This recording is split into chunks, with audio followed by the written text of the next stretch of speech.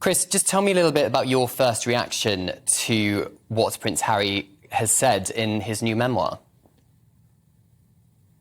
I think, the first thing that sort of sprung to mind was just how poorly judged his comments were, and how embarrassing, really, and very much a betrayal as well. All of us in the army swear an oath of allegiance to the monarch, to, at the time, her heirs and successors. And not only has he betrayed that oath of allegiance, sworn as an army officer, but it's actually his own family as well. And then to do so for money, it's just truly sad. Very, very, very disappointing. What does this mean for the security, though, of Prince Harry and the royal family? Because doesn't this put some kind of target on his back? Yeah, I mean, when we talk about our experiences in combat, quite often people might relate an experience in combat in some sort of context. Very rarely will any soldier, sailor, airman, any member of the armed forces, serving or veteran, talk about the number of kills that they've engaged in. And I think, that's very, very rare. It may be done in context, in private. You certainly would never do so in a book, not as publicly as he has done. So I think, that's coupled with the fact that he uses terms like chess pieces, he dehumanizes them.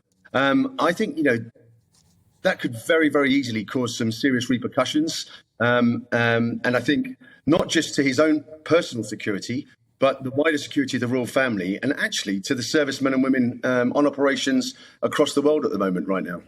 Do you know what, Cameron? That's what I was going to ask Major Chris Hunter there. It's not just his security, it's the whole royal family's security, it's the greater army's security.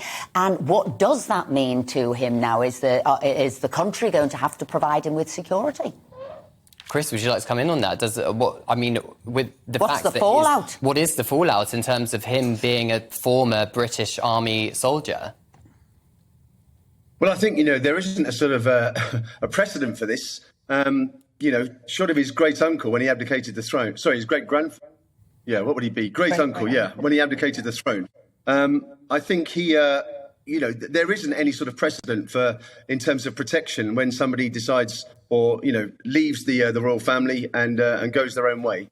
I think the fact that he talked about going to do this to protect the privacy of him and his family, and the fact that he's so publicly making money from this, monetizing everything he's doing, the fact that he's, they're talking about it being the worst crisis in the monarchy in 30 years, potentially it's going to be a greater disaster than that as well in terms of the impact on the monarchy. Does he deserve any security? He lives in the United States. Who's going to provide that security?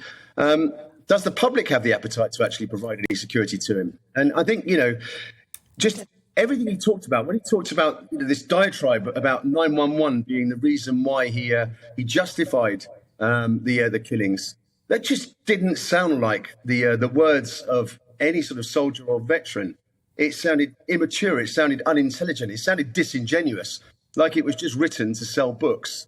And every time I and my colleagues, when we talk about this, hear anything else coming out about Harry and Meghan, it just seems to be complete inconsistencies and all about making money. And I'm afraid it just feels like he's forgotten, what his personal values were all about.